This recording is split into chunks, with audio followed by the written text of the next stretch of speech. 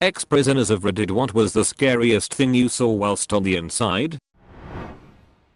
Where I was, the guard towers were armed with a variety of less than lethal firearms. A fight started on the breezeway, main walkway between units. You hear the siren, and you have about 10 seconds sit on your ass and cover your head to protect from the spray.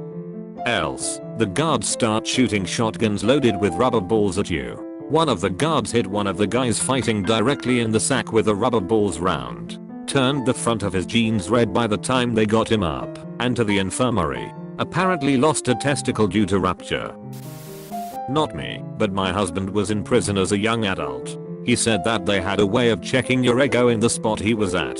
The toughest guys would come up to you on your first day and ask how many push-ups you could do.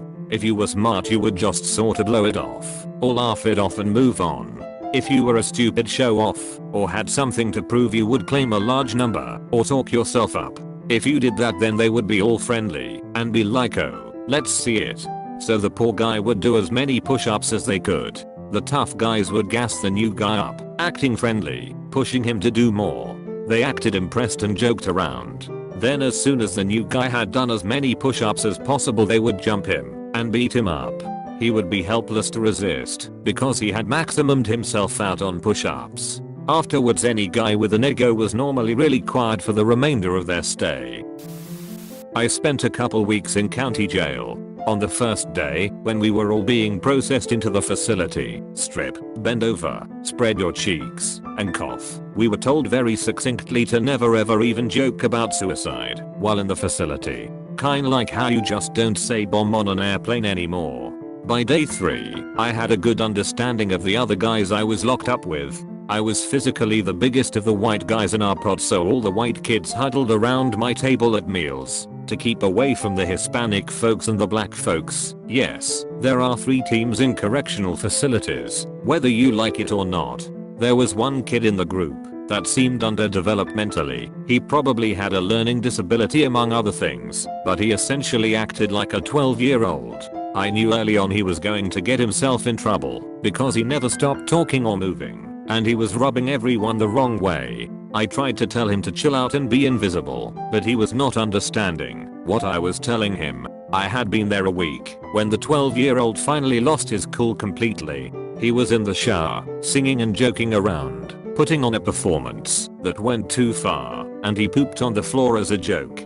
After the other guys in the shower grabbed their towels and ran, he proceeded to kick the poop all over the walls and into the other shower stalls. I didn't shower for the rest of my stay, truth be told. It turned into a big scene, and then when the trustees came in to clean up the poop all over the walls, it turned into an even bigger scene.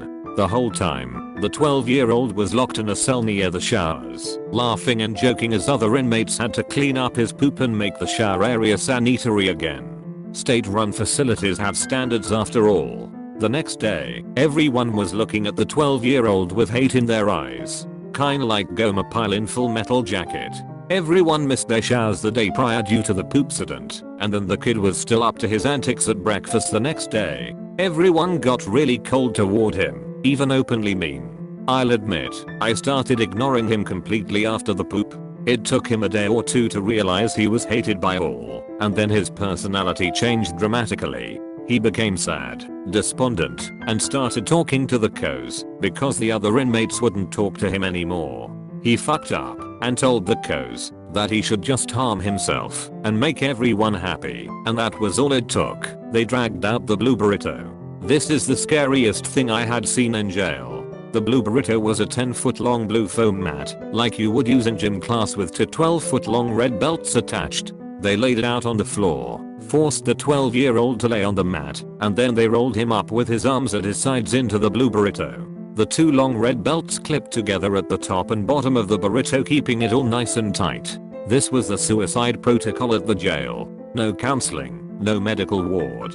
You lose the ability to move. They put that poor bastard in the burrito around 8 p.m, dragged him into his cell, and left him laying on the floor, wrapped up tight, until breakfast the next morning. Around 8 a.m, the child molesters and gang members in protective custody get to eat breakfast first. Imagine being unable to move, barely able to breath, with no end in sight for 12 hours on the floor of your 8x8 cell. My cell was up above his, and I heard him weeping and moaning in agony all night. He didn't say a word to anyone, or look anyone in the eye for that matter for the rest of the time I was there. One night in the blue burrito broke him. Not a prisoner, but an ex-guard. I worked at a juvenile detention facility in New Mexico. The absolute scariest thing I ever saw was a young boy, 9 years old, booked in for murdering both of his parents. There was nothing there. I failed to call this thing even human. I looked into this child's eyes and felt more fear than I ever have to this day. This was no child, it was a monster.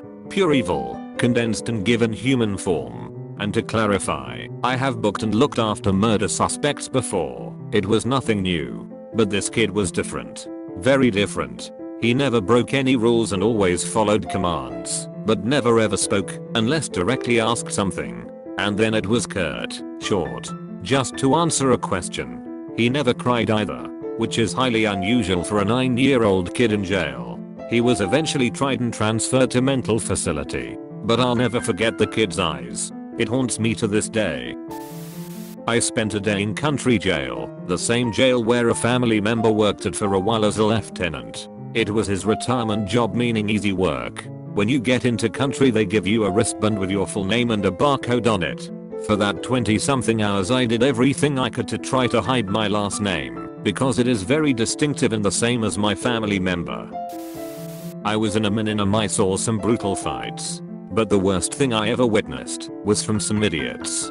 They stole some isopropyl alcohol from the med unit somehow, brought it back, mixed it into drinks and drank it.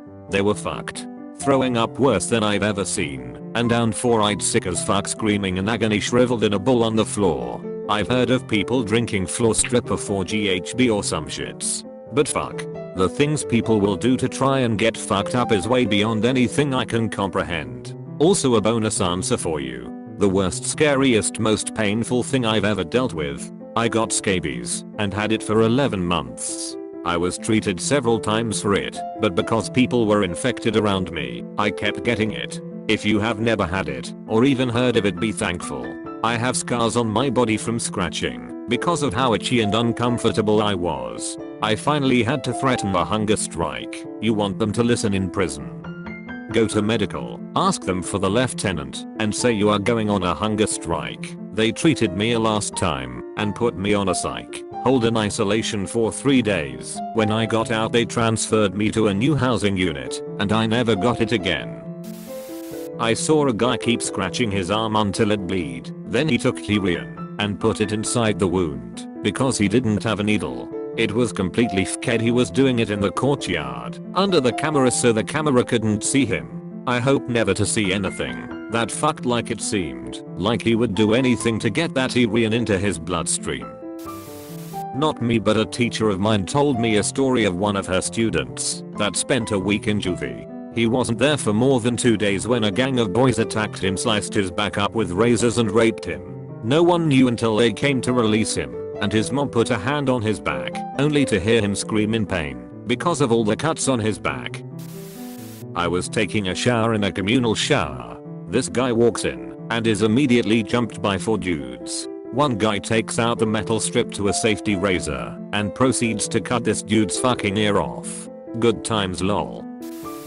My friend used to do industrial work in a steel factory or something. He was being trained by an Honduran worker to do forging. It was a tough job, but he said the guy was very nice and really helped him to understand. My friend has an easy time becoming friends with significantly older adults. Kept telling he was a nice dude with a wife and daughter. Managed to legally adjust his status in my country with a seemingly normal and honest life. A few weeks later, we find out the dude in the local news. He apparently has been arrested for a week or so for raping his own daughter and stabbed her in the back, I believe, although it wasn't very deep cut, so she survived.